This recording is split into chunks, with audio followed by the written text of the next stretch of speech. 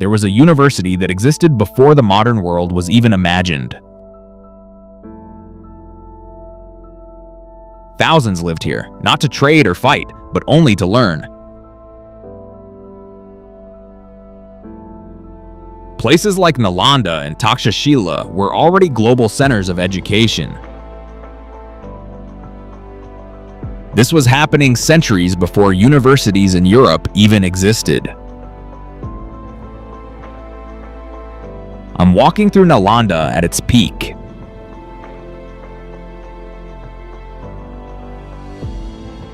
Around me, learning never stops.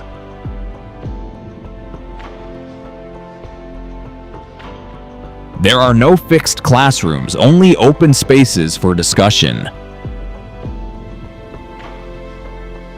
Libraries here stretch further than most people can imagine. Knowledge is preserved by hand, leaf by leaf. Far to the northwest, another place was doing the same.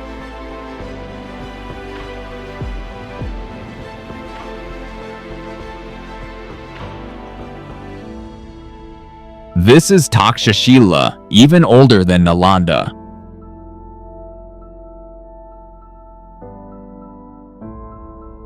People traveled from distant lands just to study here. Learning here is based on debate, not memorization. These were not schools. They were cities built for knowledge. At their height, these universities shaped how the world learned. But history never stands still.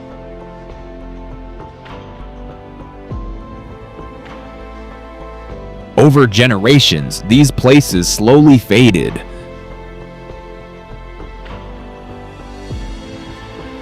Today, education looks very different.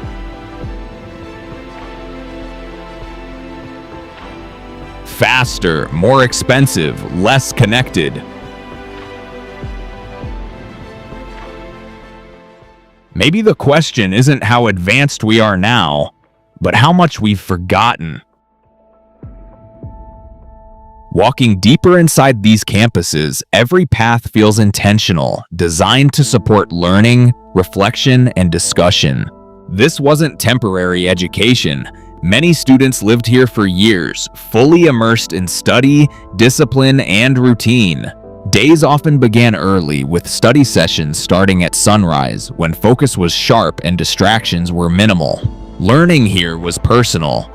Teachers guided discussion, but students were expected to think independently.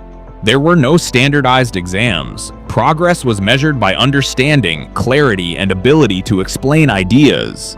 Much of what was learned was written by hand, carefully recorded, and preserved for the future. Libraries were organized systematically, with texts grouped by subject, language, and discipline. Silence wasn't enforced, but respected. Focus was considered a shared responsibility. Far away from Nalanda, another center of learning was shaping minds in a different landscape. Takshashila developed differently. It functioned without a single campus, spread across multiple learning spaces. Students chose their teachers, their subjects, and even the pace of their education. Debate was central here. Ideas were tested publicly, strengthened through questioning, or discarded entirely. In learning spaces, background mattered less than curiosity, discipline, and effort. Life here followed a rhythm: study, discussion, reflection, and rest repeated daily. Evenings didn't signal an end to learning. Oil lamps lit up rooms as discussions continued long after sunset. Knowledge wasn't seen as power, it was seen as responsibility, meant to be shared, not controlled. Centuries passed, generations studied, taught, and moved on. Slowly, priorities shifted, support faded, maintenance declined, learning centers weakened. Eventually, students stopped arriving, teachers left, silence replaced discussion. What remains today are ruins that once shaped how humanity learned to think. Centuries separate that world from the one we live in today, yet the ideas born here still feel familiar. As I walk through these spaces now, it's impossible not to imagine the voices that once filled these paths. Every structure here was built with intention, supporting learning, discussion, and focus. These were not isolated buildings. They formed massive complexes, planned carefully over generations. At their peak, thousands moved through these spaces daily, creating an environment constantly alive with ideas. Knowledge here wasn't locked away. It was shared openly, passed from teacher to student and student to student. Life followed discipline, not enforced by authority, but maintained through shared respect for learning. These universities operated without centralized control, relying instead on tradition, reputation, and trust. Ideas developed here spread far beyond these walls, influencing thought systems across regions. Today, education is faster, more standardized, and heavily structured, often at a cost. Efficiency replaced depth. Credentials replaced understanding, speed replaced reflection. Yet the core idea remains timeless. Learning works best when curiosity leads, not pressure. These ruins aren't failures. They're evidence of a system that once worked. Most of what existed here has been lost to time, leaving behind only fragments of something much larger. History remembers outcomes. Places like this remind us of processes, effort, and patience. Progress isn't always linear. Sometimes entire systems are forgotten before they're understood. Standing here today, it feels less like looking back and more like looking sideways in time. The desire to learn, to question, to understand the world has never changed. As I leave these spaces, what stays isn't nostalgia, but perspective. Some of the most advanced ideas in education already existed long before the modern world.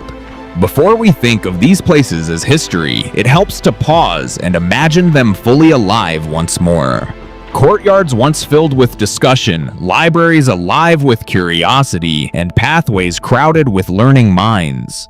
Building institutions like this required long-term vision, collective effort, and belief in knowledge itself. Knowledge here moved slowly, not because of limitation, but because understanding was valued over speed. Teaching was not performance. It was dialogue, a process shaped by questioning and response. Learning wasn't isolated. It happened within a community where growth depended on shared effort. No one owned knowledge here. It wasn't patented, ranked, or locked behind gates. It was passed forward. Time doesn't erase ideas, it erodes structures, leaving meaning to be rediscovered later. These ruins still teach, not through instruction, but through reminder of what once worked. Modern education excels at scale, speed, and accessibility, but often struggles with depth. The past doesn't offer blueprints. It offers perspective, showing that alternatives have always existed.